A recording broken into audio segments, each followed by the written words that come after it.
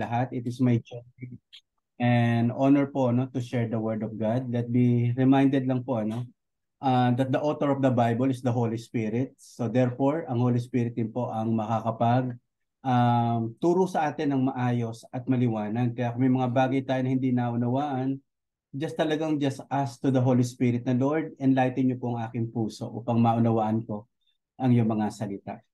Father God, we commit to you this time. Open our eyes, open our ears, O God, so we may hear and see the beauty of your word. So thank you so much, O God, and bless our time together in Jesus' name. Amen at amen. Again, congratulations, kila Ate Lee sa kanilang panibagong apo, Benson and Leslie, congratulations. Even kay Ate Peli nung Monday, nag-birthday din po siya. No? So, again, congratulations din po sa bawat isa, whatever blessing na meron po tayo. Dito po sa Pilipinas, binabagyo po kami ngayon, walang pasok. 2 araw nang walang pasok ang mga bata po at ang lakas-lakas din talaga ng ulan. Ngayon na lang medyo huminto. And kami naman po dito sa church, we are preparing mga around 50 people. Pupunta po kami sa Palawan Conference. Para umattend po ng finishing the task, kila Bishop Ancho Benaventura, sobrang nakakatuwa. Hindi nga raw po ang labanan lagi sa buhay ay proximity. Meaning, kung saan lang malapit. Minsan ganito ang labanan. Kahit malayo, basta matututo tayo, go tayo. Hindi pwede pong laging ang consideration lang natin kung saan malapit, kung saan mas mura, kung saan mas libre. Minsan talaga we need to become very intentional in terms of growth sa ating pong Panginoon. Kung saan tayo po mag-aapoy, hindi issue po yung lugar or pamasahe. Biro mo 50 po kami halos. Ang mga kabataan, mga around 20 sila, kanya-kanya pong pamasahe din po nila. Nakakatuwa po, ganun po sila ka on fire sa ating Panginoon. And then kasama ko naman po yung mga outreaches, second generation. Ito naman po yung nakikita ko pong Lord willing magtatayo ng mga churches sa susunod po na 1 taon po. Ngayon po kasi umiikot po ako sa 7, nakakahilo din pala. Kasi sabay-sabay binuksan ng August. So 7 po yun is nakakatuwa po, sabay-sabay na nag-anniversary. So one Sunday, worship sa umaga, mission sa hapon. So yun po ang pinaka-mantra natin dito sa Praise Church. Worship sa umaga, mission sa hapon. Ang daming pwedeng gawin po talaga sa ating Panginoon. Again po, ang purpose ng wilderness, pinag-usapan na natin, purification. Kaya tayo dumadaan minsan sa mga mabibigat na bagay. Gusto ni God na i-purify tayo kasi gagamitin tayo ni God. And then gusto ni God, yung idea na i-empower niya tayo. So napakalaking bagay nito. Ngayon pag-uusapan natin is more about revelation. Saan ba natin mas naririnig ang tinig ng Diyos? Sa panahon na walang problema o sa panahon na ang tindi ng dinadaanan po natin? So I pray po during the wilderness, talagang i-reveal ni God ang sarili po niya sa atin at marinig tayo ng Diyos, marinig natin ang tinig ng Diyos. Katulad dito, we are 25 people po sa Zoom ngayon po. Lahat tayo makakapakinig ng salita ng Diyos, pero we believe kakausapin tayo ni God individually. So, very powerful po talaga pag narinig natin si God individually sa ating buhay. So, share ko lang po yung screen ko po. Tuloy-tuloy na po ito. Pwede natin itong in around 30 to 40 minutes. Po yung discussion po natin. And let the Lord chase us by His powerful words. Sabi po dito, ito, atin natin Okay, usin ko lang po ito. Okay. Thank you, Lord. Okay. Isaiah 40 verse 3. The voice of one crying in the wilderness, prepare the way of the Lord, make straight in the desert a highway for God. So meron daw pong isang sumisigaw sa ilang, kung sa New Testament ito, it refers to John the Baptist. Meron daw pong umiiyak doon sa wilderness. Sabi na, ihanda niyo ang daraanan ng Panginoon. Gumawa kayo ng matuwid na daan, a highway for our God. So doon sa wilderness, ano po, doon natin nakikita lalo yung nais ng ating Panginoon. Doon tayo inihahanda at doon tayo po, grabe po, pinakikita ni God yung kailangan nating daanan. Specifically, our question is, what is a highway for our God? Na binabanggit po dito, na doon sa wilderness, gumawa kayo ng daan. Gumawa kayo ng daan para sa Panginoon. Aatras lang po tayo ng 5 chapters, verse 1 to 8, na 1 and 8 ng Isaiah 35, the wilderness and the wasteland shall be glad for them, and the desert shall rejoice and blossom as the rose. A highway shall be there and a road, and it shall be called the highway of holiness. The unclean shall not pass over it, but it shall be for others. So, ang gusto muna ho nating makita dito po ng bawat isa, yung highway for God is holiness. Kasi talaga pong sobrang antaas po na nais ng Panginoon magkaroon tayo ng banal na takot sa Kanya, maging maayos ang buhay natin at marinig talaga natin ang tinig ng Diyos. Kaya kailan at saan natin mas naririnig ang tinig ng Diyos? Pag dumaraan po tayo doon sa tinatawag nating wilderness, doon nire-reveal ni God ang kanyang sarili sa atin. Tingnan nyo po, wala naman challenge eh. Pag wala mga trials, pag wala mga problems, makinig ka o hindi sa Lord, parang normal lang naman ang buhay eh. Pero bakit pag dumadaan tayo sa mabibigat ni sitwasyon, ba't gustong-gusto nating marinig ang tinig ng Diyos? Bakit kapag tayo nasasaktan pag nagwo-worship tayo, parang lahat ng awitin connected agad sa atin? Pag kahit anong word, parang ang bilis-bilis po talaga nating i-absorb. Hindi kaya, pag nasa wilderness tayo, doon natin mas naririnig talaga ng maliwanag ang boses at tinig ng Diyos. So the purpose of wilderness is the word revelation. To reveal Himself to you, to reveal His plan to you, iyon po yun. Kaya maaring masakit, maaring mahirap, pero doon nire-reveal ni God at doon natin mas nakikita yung destiny talaga natin sa ating Panginoon. Pagpatuloy po natin to. It was what God revealed to them in the wilderness that enabled them to be who God created them to be. And it will be the same for us. Pinararaan tayo ng Diyos sa wilderness para talagang makita natin yung pagkaka-create ni God, yung purpose ni God sa buhay natin. So kung pinaraan ni God, itong mga taong ito po talaga, sila David, sila Moses, gayon din naman ang nais ng Panginoon sa atin. Ito pag-isipan lang nating mabuti ito. Higit sa nais natin na makilala ang Diyos, sobrang nais ng Diyos na ipakilala ang kanyang sarili sa atin. Lahat po tayo nagde-desire lumalim sa Panginoon. Lahat tayo nagde-desire makilala pa ang Diyos ng lubusan. Pero gusto nating liwanagin, mas higit ang desire ng Diyos. Kasi tingnan nyo po, dumarating talaga ang pagkakataon sa buhay natin, hindi natin hinahanap ang Diyos. Pero ang galing, lagi tayong hinihintay ng Diyos. Lagi tayo niya pong hinihintay. Sa totoo lang, mayroong pagkakataon, hindi tayo handa na ma-encounter si God. Pero ang Diyos, laging handa siya na maka-encounter ka o makaniig po talaga. Wilderness is a place of revelation. Sayang yung problema, sayang yung mga trials kapag hindi natin narinig ang tinig ng ating Panginoon. Sayang yung may mga problem o mga challenges ka na kinaharap pero hindi mo narinig ang tinig ng Diyos. Sobrang sayang po. I don't know kung sino nagsabi nito, kung si C.S. Lewis, na ang trials is parang megaphone of God. Pag may trials, parang sumisigaw ang Diyos na kahit malayo, ang bilis nating ma-absorb at maunawaan ang tinig ni God. Si Moses, si David, si John the Baptist, even si Apostle Paul, kung meron man silang lahat na common denominator, lahat sila napunta sa wilderness. Moses is 40 years in the wilderness.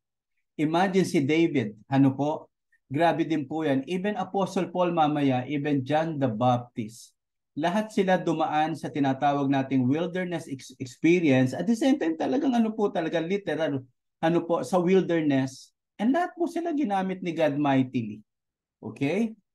So in Exodus 19:4-6, ina-explain dito na you have seen what I did to the Egyptians and how I bore you on eagle's wings and brought you to myself. Now therefore, if you will indeed obey my voice and keep my covenant, then you shall be a special treasure to me above all people. For all the earth is mine, and you shall be to me a kingdom of priests and a holy nation. These are the words which you shall speak to the children of Israel. Grabe, no? Sasabi ni God nung nakita ko kayo sa Egypt at ako ang nag-alis sa inyo at dinala ko kayo sa aking sarili. So imagine yung joy ni God, yung desire ni God na ikaw at ako ay maging malapit sa ating Panginoon, brought you to myself. Alam niyo po, ito yung tatawag talaga nating intimacy. Sobrang gusto ni God na maging intimate tayo sa Kanya. I don't know kung this time nasa hospital pa sila pero siyempre excited na agad yung family nila, even yung bawat isa na makita talaga po yung bagong silang na baby. Gayon din naman po, imagine that, tayo mga tao pa lang sobrang nananabik tayo na makita ang bawat isa. How much more si God? Gustong-gusto niya ma-encounter mo siya, gustong-gusto niya na i-reveal ang sarili sa iyo, gustong-gusto ni God na magsalita po sa atin. So, sobrang ang galing lang talaga ni God. Ito muna yung challenge sa atin. We must be passionate about the presence of God and let us enjoy the blessing of God. Huwag nating pagbaligtarin. Kapag hinanap natin at nag-focus tayo sa blessing of God at hindi natin sinik ang presence ni God, nakakalungkot po, hindi tayo makakaalis sa wilderness. If we seek the blessing of God more than the presence of God, iyan po yung kailangan natin. Minsan yan, iisip ko lang, but sometimes we are asking for power, we are asking for breakthrough, we are asking for victory. Hindi kaya ang kailangan natin the presence of God, and all these things shall follow upon us kapag inuna talaga natin ang mukha at presensya ng Diyos sa buhay po natin. Let us focus ourselves, to become passionate about the presence of God, more than passionate in the ministry or anything na meron po tayo sa buhay. Nakakalungkot naman na yung nagregalo, kinalimutan natin at wala tayong ginawa kung hindi alagaan at i-focus ang sarili sa iniregalo. Mga kapatid, let us focus ourselves to the giver, not to the gift or blessing sa atin. Yun, tama po yun. Nakakatuwa may baby, nakakatuwa may hanap buhay, nakakatuwa po ang maraming bagay, pero wag nating ipagpapalit yung mga gifts sa presence ni God. Okay? We will be in trouble pag nangyari po yan sa buhay natin. Exodus chapter 3 verse 3 to 4. Ang ganda-ganda nito. Then Moses said, nasa wilderness po si Moses nito 40 years, yung tinakbuhan niya yung kanyang calling, in 40 years, nasa hindi magandang lugar si Moses dito. Typical lang na lugar, sabi nga nila, parang desert lang talaga yon. Pero ito yung burning bush, na na-encounter muli ni God si Moses. Hindi handa rito si Moses, pero handa si God na i-meet si Moses. Sabi ni Moses, I will now turn aside and see this great sight, why the bush does not burn. So when the Lord saw that he turned aside to look, God called him to him from the midst of the bush and said, Moses, Moses. And he said, here I am. So isinantabi ni Moses yung pinakamahalagang bagay sa kanyang buhay that time, walang iba kundi ang pagpapastol. Kasi nakakatakot din naman, pabayaan mo yung flock ng iyong father-in-law. Pero sabi doon, isinet aside ni Moses yung kanyang priority, which is pag-aalaga. Nakita niyo po, ang sinabi doon sa following verse, nakita ng Diyos kung paano isinantabi ni Moses. At doon ni-reveal ni Moses yung kanya, ni God, kay Moses, yung kanyang salat, kinausap, Moses, Moses. Naku, tingin muna po kayo sa akin. May mga bagay na kailangang iset aside po tayo para natin ma-encounter at marinig ang tinig ng Diyos. Hindi po tayo pwedeng busy-busy sa ginagawa natin at gusto nating marinig ang tinig ng Diyos. Hindi po pwedeng busy-busy tayo sa maraming bagay and yet gusto nating ma-encounter ang ating Panginoon. Dito po nakikita ng Diyos kung paano isang tabi natin ang mga bagay. Hindi naman inalis niya eh. Iniwan lang. Di mo kinakailangang iwanan po ang iyong trabaho. Di mo naman kinakailangang mag-resign. Hindi mo naman kinakailangan ipakuha yung maraming bagay na humahadlang sa Panginoon. Blessing nga yan eh. Ako po ito yung principle ko talaga. Minsan mahirap i-balanse ang buhay. Ganito ang maganda eh. Yung una, ang problem natin paano unahin ng Diyos. Sino ang ating ipangalawa? Sino ang ating pangatlo? Walang problema eh. Ang laki ng problema natin kapag hindi si God yung number one. Right? Kasi kung inuna ko si God, madali ko na rin ilagay kung sino yung pangalawa, kung sino yung pangatlo, kung sino yung pang-apat. Ang mahalaga is mag-focus tayo sino ang number one sa buhay natin. Sa iba pa nga pong term, sabi nga nila, unrivaled, dapat walang number 2, number 3. Ang see to it natin, ipakita natin, number 1 si God sa buhay natin. Ano yung mga kailangan nating isang tabi po sa buhay natin para marinig ang tinig ng Diyos? Natutuwa po ako yung si Dr. Janice Regondola, na nag-aaral pa lang po siya, sabi niya, ano ba unahin ko, magmi-midweek service ako or magre-review dahil may mga quizzes. Sabi niya, ang hirap talaga ng quiz namin, ang baba, no, kahit sobrang review ko, ang baba talaga na nakukuha ko, ang hirap. Pero sabi niya ganito, Lord, unahin ko po, a-attend ako ng midweek kahit mahirap yung exam namin, uunahin kita. Alam nyo, nung inuna ni Dr. Raja, ang Lord, mas mataas ang grade niya kaysa sinosolo niya ang isang bagay at hinuhuli si God. Mga kapatid, pag inuna mo si God, hindi kanya ihuhuli. Pag inuna mo ang Diyos, hindi kanya ihuhuli. Mga kapatid, huwag nating ipagpalit ang kabanalan at katuwiran sa mga bagay na gusto nating mangyari lang po sa ating pong buhay. Laging may pagpapala at biyaya kapag inuuna natin ang ating Panginoon. Kaya sometimes, you need to take a walk. Ako po, pag hindi na ako po makapag-ayos ng sermon, maglalakad na lang po ako. Holy Spirit, tara, maglalakad po ako. Usap naman ho tayo. Minsan kahit pwersa ng isang bagay, wala nang lalabas kapag hindi natin inuna ang ating Panginoon. Alam ko po, busy po kayo dyan sa Amerika. Kami rin po, busy rin naman dito. Maliban na lang yung mga tinatamad sa buhay. Ano po?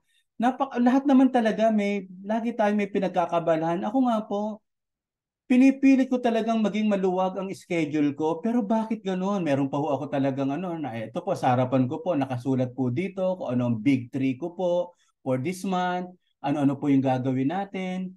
Pero grabe talaga, ang tawag natin doon po, may term po doon, yung hijack priorities. Huwag nating ipa-hijack yung priorities po natin. Sabi mo, una si God, bakit wala tayong time kay God? Sabi natin, mahalaga sa atin yung family, bakit wala tayong time sa ating family?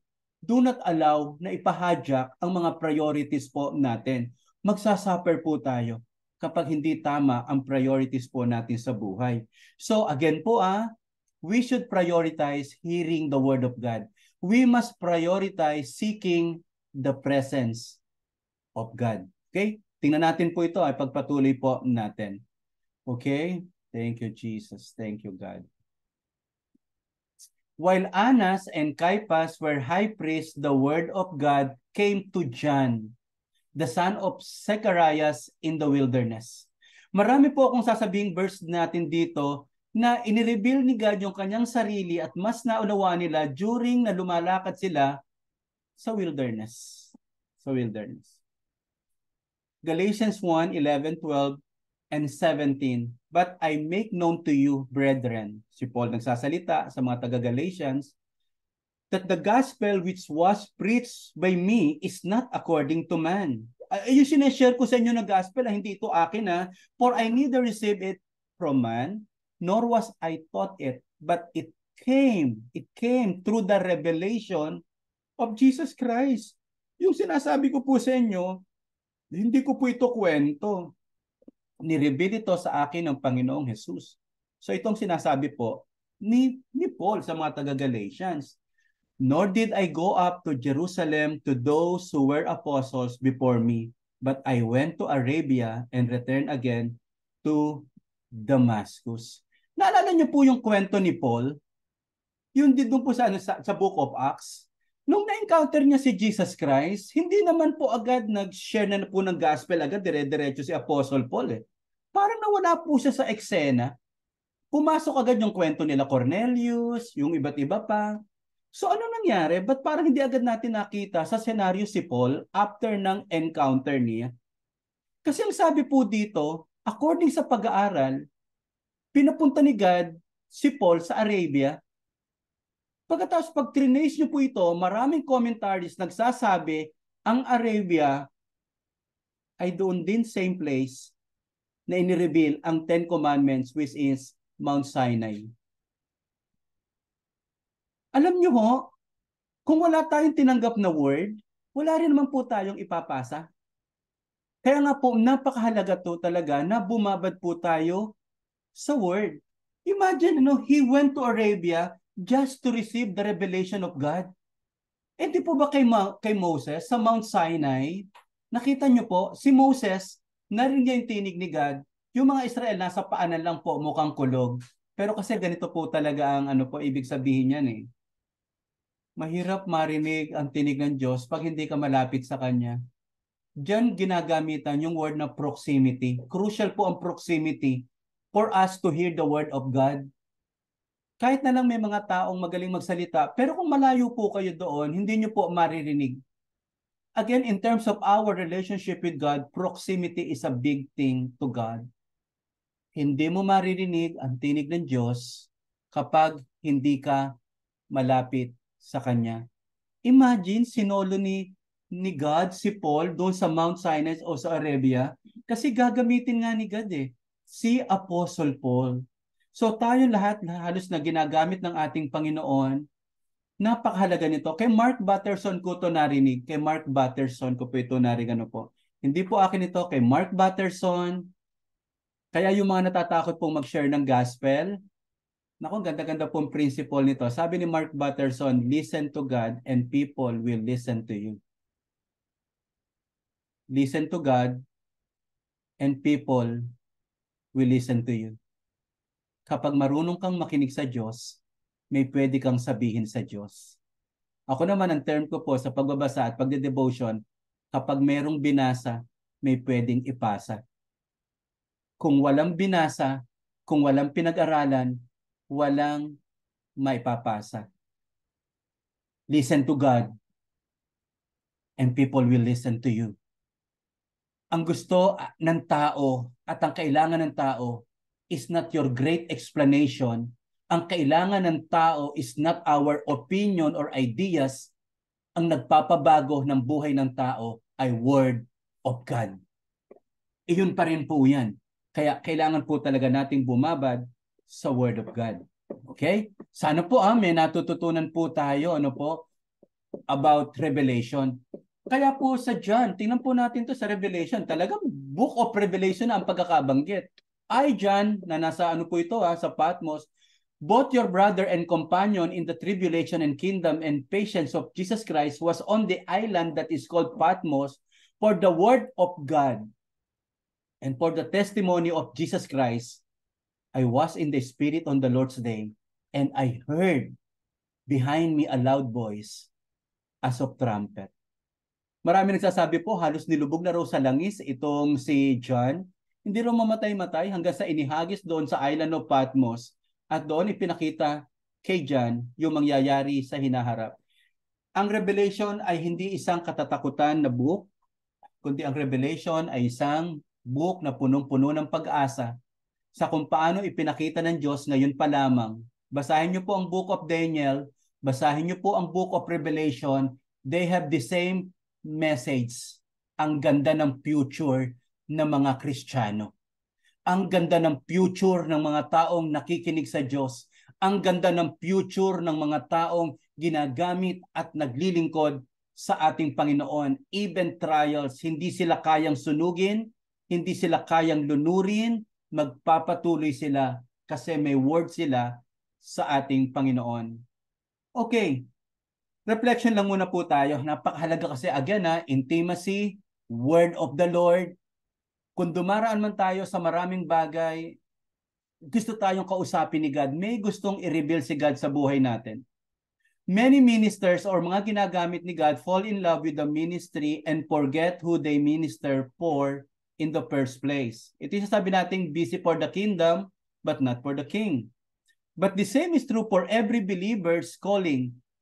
How do you guard your love for God to make sure you are serving Him and not your dream or your calling? Muli po, ang malaking temptation sa mga ginagamit ng Panginoon is pwedeng maging busy tayo sa ministry pero hindi sa King. Pwede nga natin maging idols, even yung ministry po natin sa Panginoon, numbers, budget, program. Pero gusto ni God, i-focus natin yung ating buhay sa presence ni God more than the gift of God, more than the blessing of God. Kaya nga po yung blessing ni God, pag hindi po natin naayos yan at inuna po natin yan, nagiging idol po yan. At hindi tayo makakaalis sa wilderness. So ang reflection po natin ngayon is, paano natin babantayan ang ating sarili na unahin ng Diyos more than sa blessing ni God. Muli ibinigay ang apo, hindi para maging hadlang sa gawain ng Panginoon. Hindi ibinigay ang business o trabaho para maging hadlang upang patuloy nating ma-encounter ang ating Diyos. So meron tayong 3 declaration ng faith po natin. At gusto ko pong sobrang matandaan po natin to at mag-rema talaga sa buhay natin. May faith declaration, my determined purpose is to know God intimately. So hindi po nagbabago. Ang desire pa rin natin at ang gusto ng Diyos na mangyari sa atin, kilalanin natin ang Diyos. Kilalanin natin ang ating Panginoon. For my determined purpose is that I may know Him, that I may progressively become more deeply and intimately acquainted with Him, perceiving and recognizing and understanding the wonders of His person more strongly and more clearly. To know God intimately. Kami po ngayon, gusto ko lang pong i-share Nakakalungkot po nung umalis si Jesus Christ, ang ibinigay niya, sabi, hindi ko kayo iwanang orphan. Ang Holy Spirit darating sa inyo kapag umalis ako. Kasi very limited Ilan lang yung mga kasama ko in 3.5 years. Pero kapag umalis ako, yung Holy Spirit, the same ministry or the same presence na meron ako, nakasama nyo ako, ito din ang ibibigay ko po sa inyo. So ang problem natin, na-neglect natin ng Holy Spirit. Pag sinabi ng Holy Spirit, ang natatandaan natin, kalapate. Kapag sinabi natin Holy Spirit, apoy, tubig, ulap. The Holy Spirit is not a force. He is God. He is a friend. Hindi po ba? Person. Ang puno may buhay pero hindi ito person. Ang Holy Spirit, hindi it. He. The Holy Spirit is a person. May will, may mind, may emotion. Nakasakasama po natin. Ngayon po, ito po yung ibinalik po sa amin ngayon sa Praise Church. Bago pa ho namin hinanap ang system sa church, hinanap muna namin ang kilos ng Holy Spirit. Natutuwa po ako, tuwing Friday, may fire day po tayo. Lahat ng mga volunteers, basta lahat, inaapuyan po namin. At yung panganay ko po, last Friday o 2 Fridays, talagang nilehens po natin, nag-speaking in tongues, talagang grabing filled ng Holy Spirit. Samantalang dati, pinoproblema namin siya. Ngayon po, grabe sobrang sinisik yung Panginoon. May binigay akong book, wala pang 1 week, nabasa niya na. Sabi ko, ang lupit mo ang galing. Sobra pong natutuwa po ako.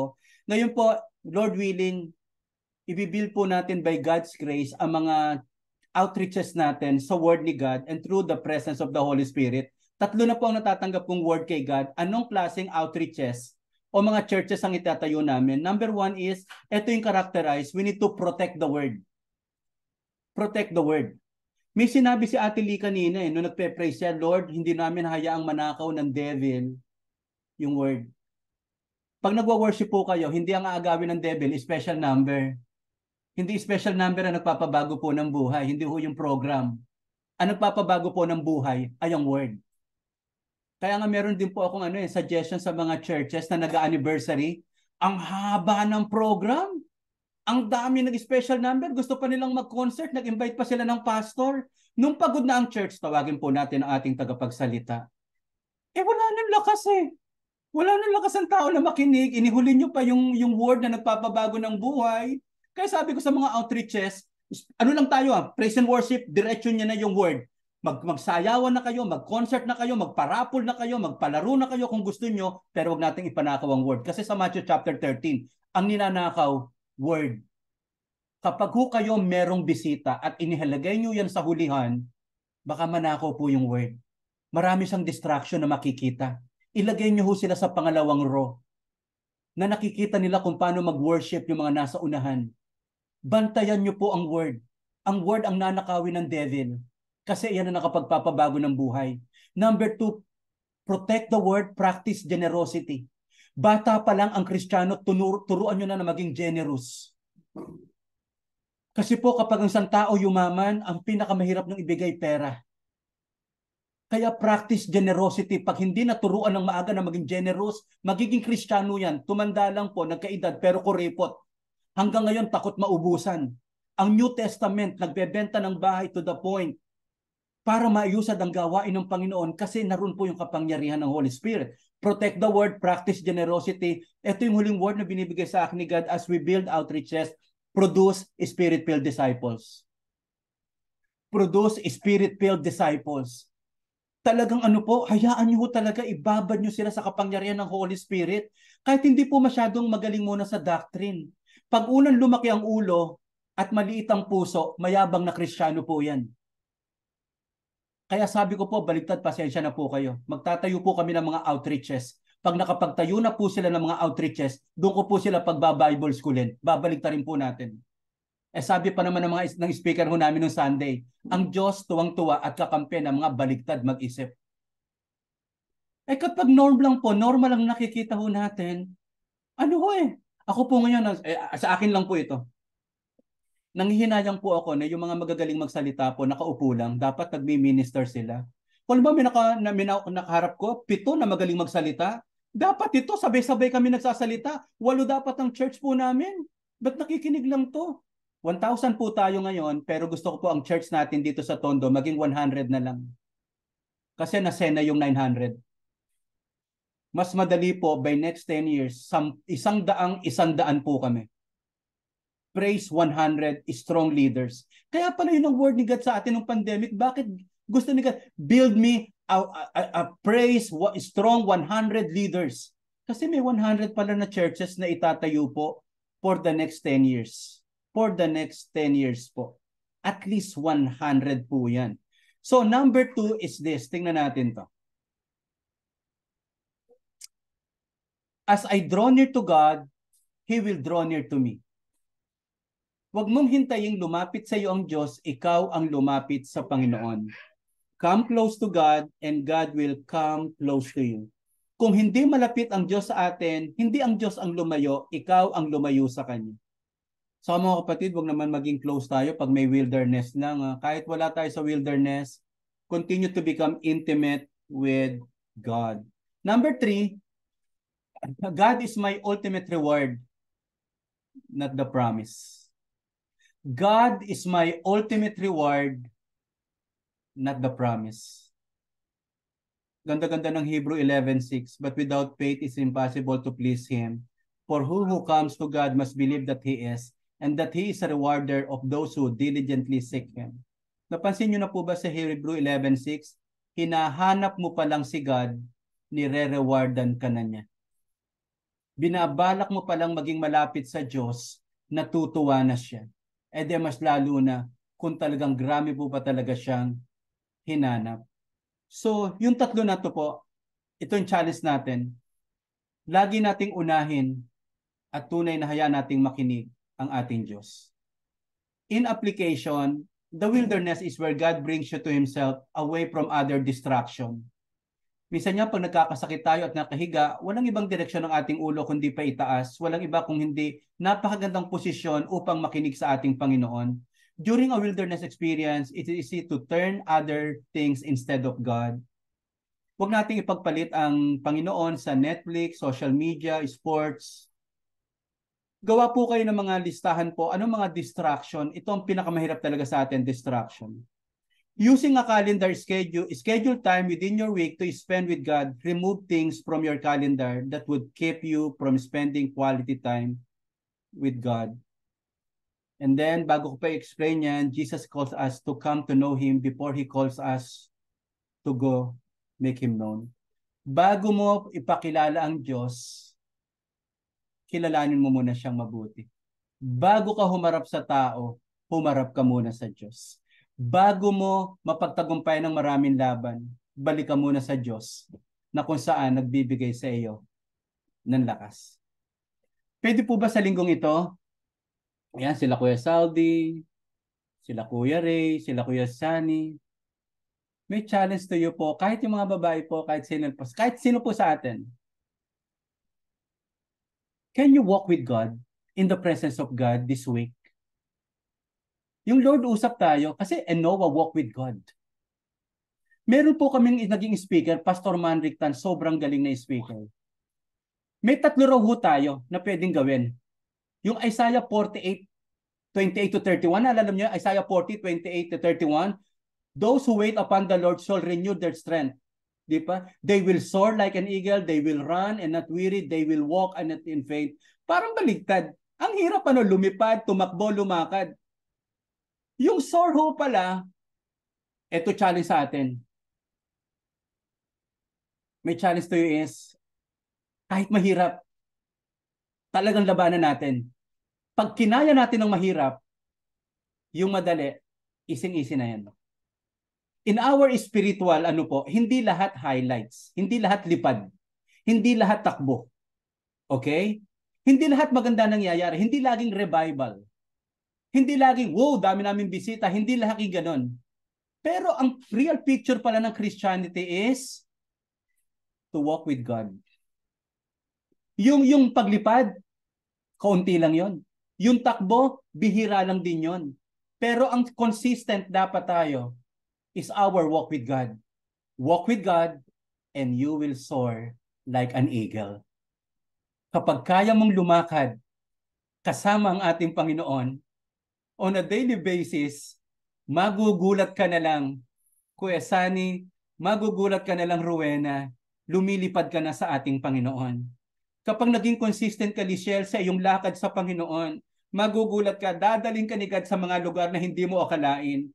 Ate Paulette, Sheila, kapag naging consistent, regular yung walk mo kay God, hindi mo ma-imagine, talagang lilipad ka, dadaling ka ng Diyos sa mga lugar na hindi mo inaakala. Ang labanan muna sa atin, mga kapatid, consistently walk with Jesus. And tomorrow, you will soar high like an eagle. Huwag mong baliwalain ang madali. Pag ginawa mo yon, makikita mo, Lord, ang bilis mong marinig ng tinig ng Diyos at ang bilis mong makita ang ipinagagawa ni God. Marami tayong boses na naririnig, pero may patutugtog po ako kay Ate Lisa. You say, ang title nito po, you say, sabi mo. Marami tayong naririnig na hindi natin dapat mapakinggan. At kung ano na naman dapat nating mapakinggan, minsan, ang hindi natin naririnig. Minsan yung mga negatibong word na sinasabi ng demonyo, hanggang dyan ka lang, wala kang magagawa, ang bagal nyo.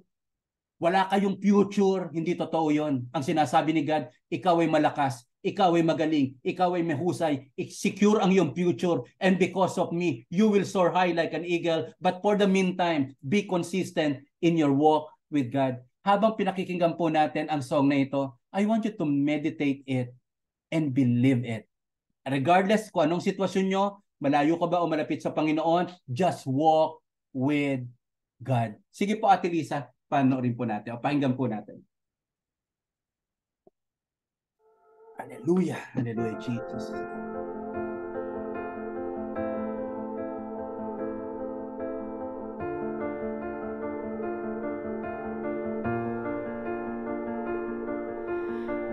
keep fighting voices in my mind that say I'm not enough.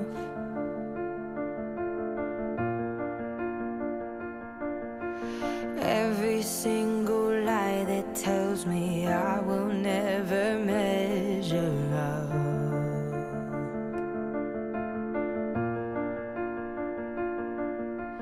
Am I more than just the sum of every high and every low?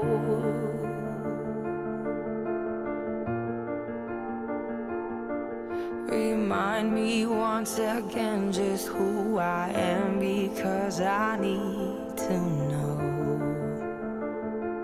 Ooh, oh, you say I'm loved when I can't feel a thing. You say I'm strong when I think I'm weak. And you say I am held when I am falling short. And when I don't belong, oh, you say I am yours. And I believe, oh, I believe what you say of me. I believe the only thing that matters now is everything you think of me.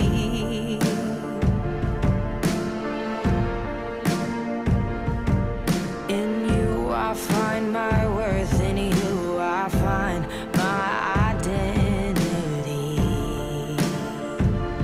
Ooh, oh, you say I'm loved when I can't feel a thing.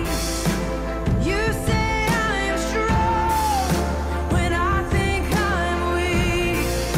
And you say I am held when I am falling short. When I don't belong, oh, you say I am yours. And I believe, oh, I believe what you say of me. Oh, I believe.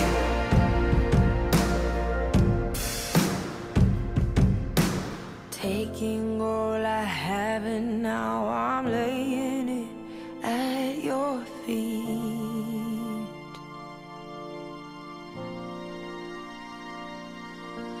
You'll have every failure, God. You'll have every victory. Ooh, you say I am loved when I can't feel a thing. You say I am strong when I think I am weak. You say I am held when I am falling short. When I don't belong, oh, you say I'm yours. And I believe, oh, I believe what you say of me. I believe, oh, I believe, yes, I believe what you say of me. I believe.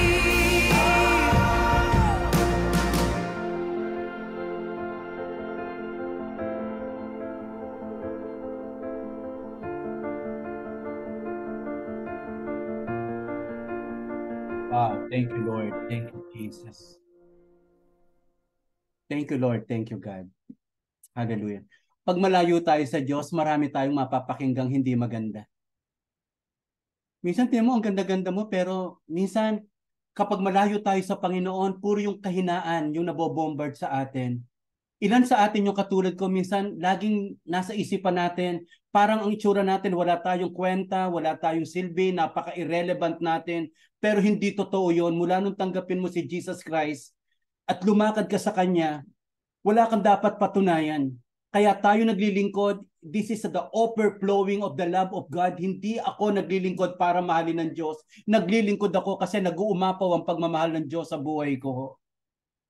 Nung una po ako magka-Bell's palsy, ang bilis ang bilis pong gumaling ng Bell's palsy ko po. Excuse lang po, mama. Saglit lang po, hinanginabihanan ko. Ano po? Nung nagka-Bell's palsy po ako, natakot po ako kasi ang bilis gumaling. Sabi ko, Lord, malapit na akong gumaling. May gusto pa po ba kayong sabihin? Kasi sayang naman yung Bell's palsy kung hindi ko narinig yung tinig ng Diyos. Sayang naman yung problema kung na-solve ito, pagkatapos hindi ko narinig kung ano ang purpose ni God, bakit ko inalaw yun o bakit niya inalaw yun. Mga kapatid, this time, I will pray for you. Baka may nakakaramdam sa atin, parang irrelevant tayo this season. Parang nai-stuck tayo sa oras nito, parang feeling helpless tayo. But by the power of the Holy Spirit and His Word, rise up, we will walk again with Jesus. And after we walk, we will soar high. Makikita natin, pag naging consistent ang walk mo kay God, kapag naging consistent ang devotion mo sa Panginoon, as you consistently seeking God, the Lord is rewarding you. Urabakusakarakande Jesus, O God, I pray in Jesus' name. Kahit nasa Zoom kami, O God, in that place, in that room, Lord God, I pray that you will speak to him intimately, O God, and let the press touch of the Holy Spirit be upon her or be upon him, Panginoon. Holy Spirit, ikaw yung nagko-convict, hindi lang ng kasalanan namin, kundi paano mabubuhay ng tama. Holy Spirit, set our hearts on fire once again, Panginoon. Gusto niyo pong i-reveal yung sarili niyo sa amin, hindi ka nagbabago. Panginoon, you will use us mightily, O God. Marami pong salamat, Panginoon. So, salamat po, O God. I don't know kung sino rito yung nasa wilderness, Panginoon. Mahirap pa kanyang dinadaanan, pero Lord, may word ka sa kanya. Meron kang revelation sa kanya, O God. NBC, just consistent to your walk with God. Huwag kang mapapagod. Huwag kang maiinip. May ginagawa ang Panginoon. You will rise up. You will experience breakthrough. Magpakalalim tayo sa Panginoon, merong breakthrough na paparating. Ang opportunity ay dumarating sa mga taong ngayon pa lang ay inihahanda na ng ating Panginoon. Salamat, Lord, ng maraming. No excuses, O God. You are greater, O God, than our excuses, O God. Lahat ito may solusyon. Salamat, Panginoon, ng marami. I-bless niyo po si Ann, si Sarah, O God, si Benson, si Les, si Ate Lisa, and Kuya Netoy, O God, si Sheila, si Ray, si Ate Paulette, Panginoon, si Ate Lot, si Kreng, May, Kuya Saldi, Rowena, Lichelle, Ate Chit, Ate Eva, hallelujah. Jessie, Ate Bani, Kuya Sanian, Ate Lisa, may the Lord bless you. Lalahat po kayo, Ate Lita, hallelujah. Salamat sa ating Panginoon. Thank you, salamat. This is a season of revelation. Just open your heart to God. One word from God can change the trajectory of your life. One word from the Lord can change the trajectory of your career, and your ministry. Hindi pa natin nakikita yung sobrang laki at lawak ng gustong gawin ng ating Panginoon. Yung mga parang mahiyain, mahinaan loob, Panginoon, yung gustong-gusto mong gamitin kasi lalong makikita ng mundo yung dating buhay nila at kung paano mo sila ginagamit ngayon, O God. Ayusin niyo lang po ang buhay namin, Panginoon. And here I am, we are here, O God. We will listen to you. We will obey to you, O God. Pagpalain mo po ang lahat sa amin. We give you all the glory, praises, and honor in Jesus' name. Amen at amen. Thank you, Lord. Thank you.